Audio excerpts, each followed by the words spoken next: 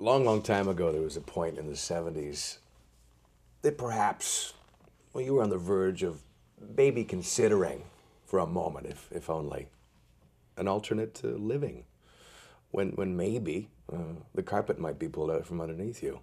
Of course, it all changed with 2112, and things have Yeah. been wonderful ever since. What might you have done, realistically, that you can look back and think this would have been a good career choice for you, knowing your personality now with hindsight to your benefit? I think I probably would have come back and enrolled in film school or something like that, frankly, because film was always an interest of mine. And in Rush, I get to indulge in that a little bit with our live productions and our things like that. But it had crossed my mind that if I had to go seeking a job, I probably would have looked in that area. Something creative, obviously. Yeah. And the members of the Doors did it before they became the Doors. It seems like a logical that or some other outlet like painting, which is probably not as lucrative unless you're, have a God-given talent. Mm-hmm. You've painted in your past. I have, but I would have been an IT billionaire. A dot-com multi-millionaire. That's what I was thinking about. I was kind of hoping we'd break up because actually they didn't have any computers yet, but I knew there was something coming up. I wanted to be a part of it. You would have been a really good IT billionaire. Yeah. I would have had a great office. You could have had your hair out to here. Yeah, and all for that sure. stuff. Yeah. Big yacht where my office was. A yacht in my building. In my car, in my yacht, in my building. Yeah. Damn it. I screwed up. You wrecked your life.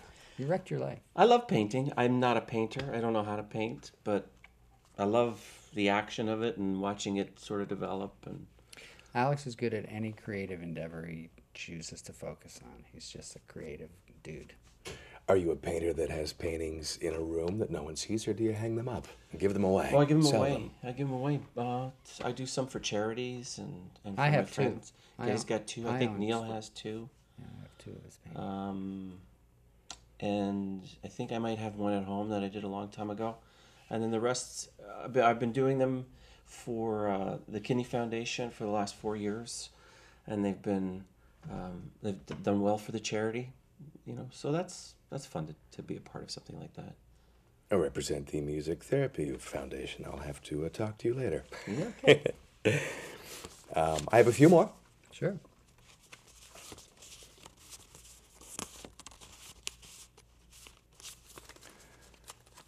This is interesting, perhaps.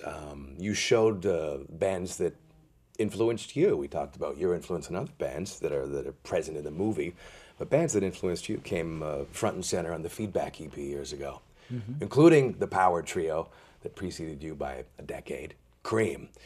And Cream broke up, as you probably know, for a number of reasons. One was that Eric heard the band and thought that ensemble atmosphere of the band was something he wanted to move towards instead of being this virtuoso soloist that everyone's pressuring to be better and better and better.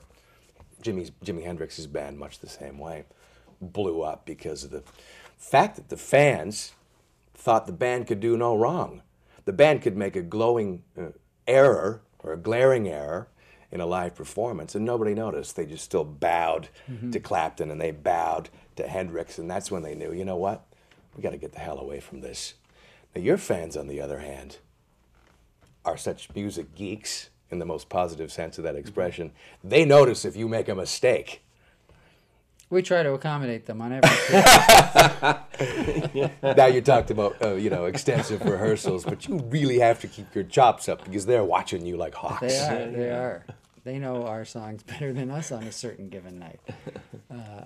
Yeah, we have train wrecks. It's fun. Not. Do you laugh at each other? You just try to get out of it alive, and then we in the dressing room will say, "Was that me? I don't know. Yeah. Was it me?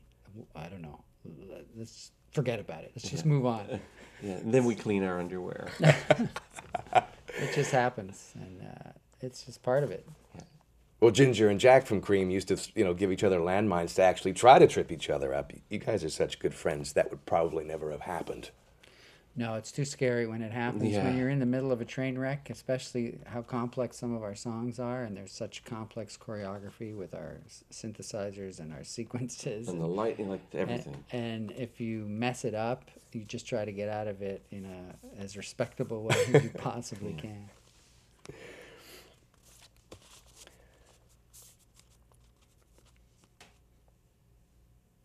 What accomplishment, grandiose or quite simple, quite small, do you still feel like there is in Rush? Or is it just more you're living in the moment and you're doing a tour in a couple of days and you're putting an album out, and but is there something, gnawing at you that we really need to do this before we're done with this band? There's a couple things. I still think that we haven't written our best song, and I think that's what gets me back there. I just keep, and maybe every artist feels that way, that you still have your best ahead of you. I feel like we're getting pretty good now, but someday it's going to happen. We're going to know that that's our best song. Now, we probably wrote it 20 years ago, but as long as you feel like that, it gets you in the studio. The other thing is I'd like to do a series of concerts with an orchestra. I think it would really be a good experience for our band, and I think our music is made for it. So that's something we keep talking about, and then it gets pushed aside. But I think sooner than later I'd like to make that happen. And make a record out of it.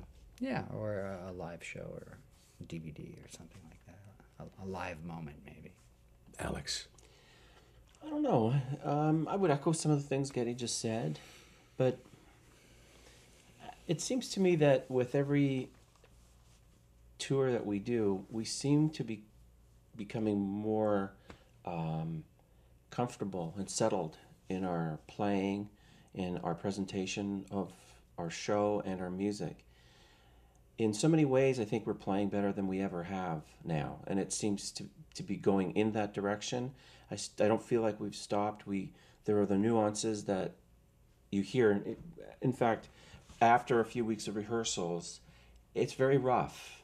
You're getting a sense of where you need to be and remembering songs and parts and not getting them confused with other things, and also getting over the tedium of just being there day after day playing the songs over and over again. But you come to a point where suddenly you have one of these rehearsals where you catch all the accents. Everybody's hitting the notes. Everybody's finishing the end of the song, letting it fade to its complete end as you would live. And that's an indication of the quality of playing. And I think that's something that I look forward to as we move on through the years. I would never have expected it 10 or 15 years ago that we'd be playing at our peak now. Rock is a young person's game, I guess you could say, and there's an energy and an excitement in your performance and playing and how you live the whole experience when you're younger. And you're not so sure that you'll feel that way when you're older, but there's something else that happens, and it's very comfortable, and it's a very, very positive, confident feeling. I love that fact. That's fantastic. Oh, good for you. Thanks for the conversation. My pleasure. Have a great time on the Easy road. as always with you. Well, and likewise. Thank you. Thank you. Well done. Thanks, Jeff. I appreciate it.